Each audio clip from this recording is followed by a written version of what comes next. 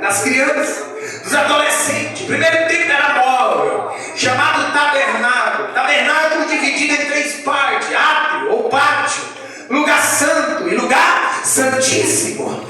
E o primeiro templo físico é o templo de Salomão, conhecido, a qual Davi, Deus deu a ele o projeto, mas a execução foi Salomão. Salomão constrói aquele templo, foi numeroso, foi lindo, foi maravilhoso.